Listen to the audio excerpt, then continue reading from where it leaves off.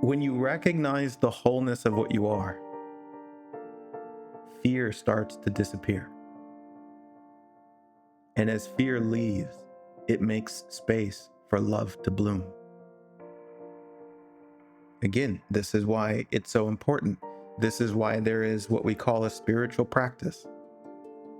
To take a moment and remember what's true. And this is what allows us to release the fear and allow for more love. And then you take that love and you go play on your human journey.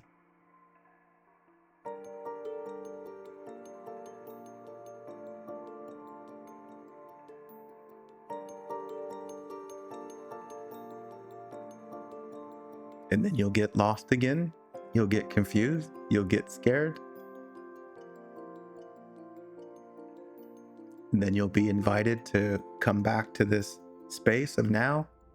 Get honest with yourself. What's really happening here? And remember a little bit what's true.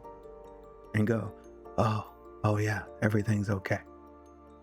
And then go play again. See, there's nothing wrong with that. Because in your getting lost, in your getting scared, in your getting confused, these are all invitations to see things more deeply. You know what a great example of this is? Relationships, which of course is my favorite topic, as many of you know, because everything is a relationship. It's like when, let's say, two people who are romantically involved, when conflict shows itself, it means there's an innocent misunderstanding. We're not seeing things clearly. And if that's the case, it invites communication.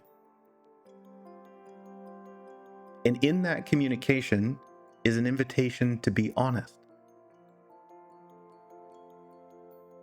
And in the sharing of honesty, there's an opportunity to understand. And with understanding brings connection, which is what heals the conflict. Do you see this? It's the same mechanism where you experience emotional disturbance. That disturbance is an invitation to see something more clearly. Communicate. Be honest. Be vulnerable. What's really going on here? Which invites a deep understanding, which is also compassion, which is what allows the fear to subside. And this makes space for more love. This is why in the relationship journey, for people to grow together, for people to expand, for people to experience a deeper intimacy, it always comes with these moments of conflict, which are opportunities to explore a deeper level of honesty, which is what allows two people to grow more deeply together, right? It's not this fantasy that says, the perfect relationship is where nobody ever gets disturbed. That's not reality. That's not how it works. That's like saying to truly be spiritual means you never get scared. To truly be spiritual means you never forget what you really are. No, all of that is part of the journey. It all goes together. And so just like our experiences of creating more depth and intimacy in relationships, it's to embrace the totality of the human experience, right? That's how you grow more deeply intimate with another human being. You embrace the totality of their experience. You seek to understand their wholeness. And in order to really understand someone, you have to allow that someone to be who they are. You have to be willing to see the totality of what they are, which is an invitation for them to be honest. And it's the same with you in your relationship with life.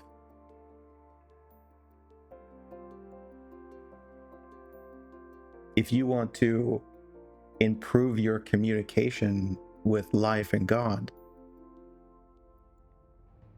you have to be willing to be profoundly vulnerable and honest with life or God.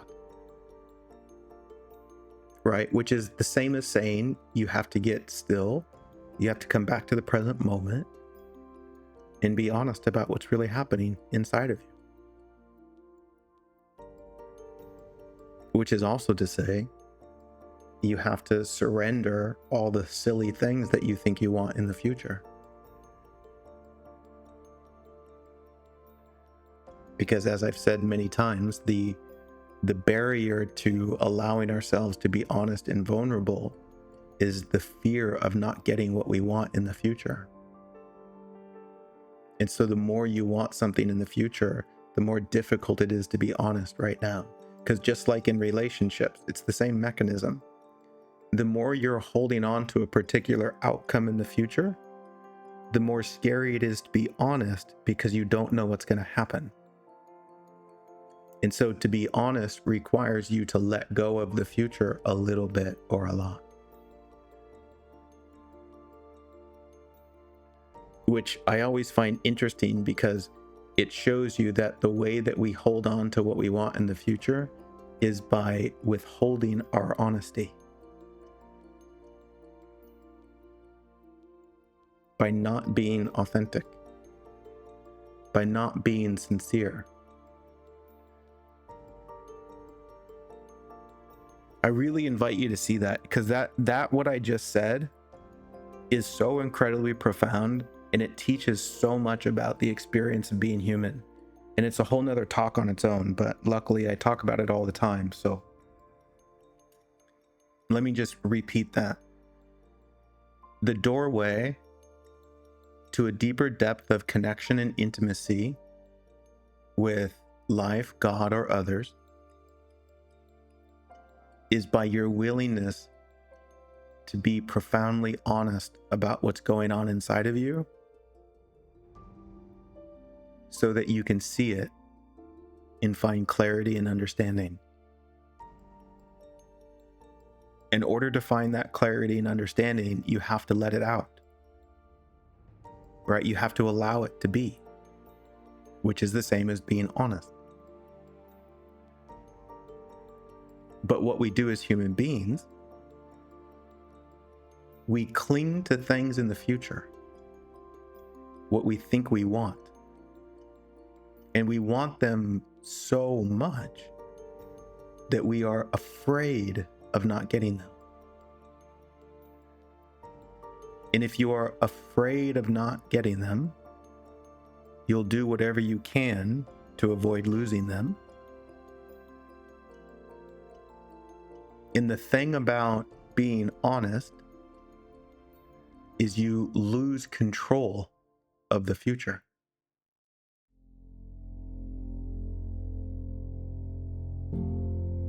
Because you don't know what's going to happen after you be honest. Like in a relationship situation, if you express a concern, if you express how you really feel, and you don't know how the other person's going to respond, then you lose control.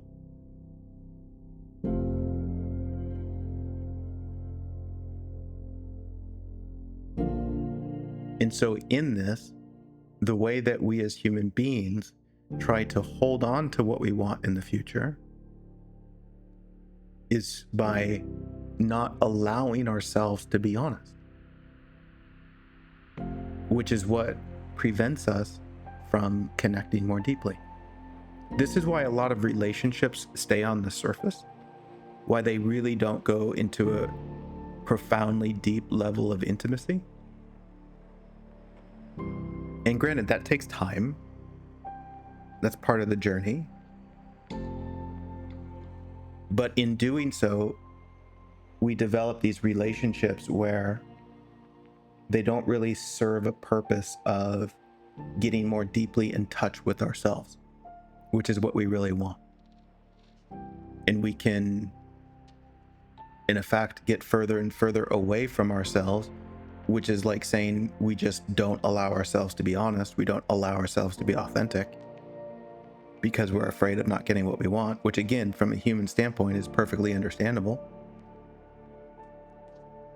But this is the fundamental opportunity in being human, which in some way, in a manner of speaking, is to discover a love for what you are that allows you to be you,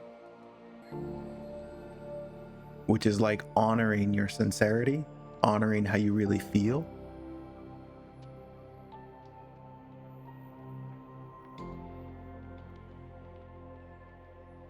And this is the journey we are all on. Is it not?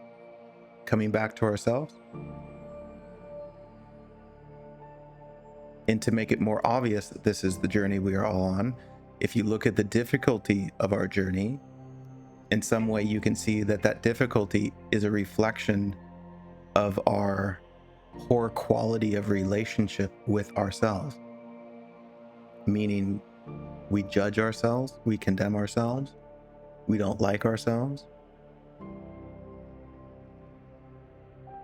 we withhold love from ourselves. We are healing our relationship with ourselves. This is the journey. And that's just one way of articulating it.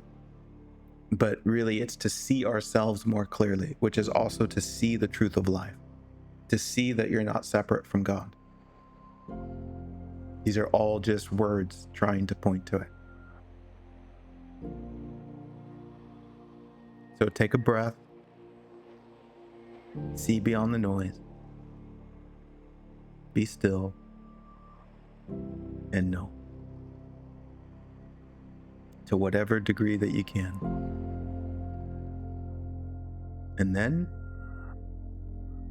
let's see what happens.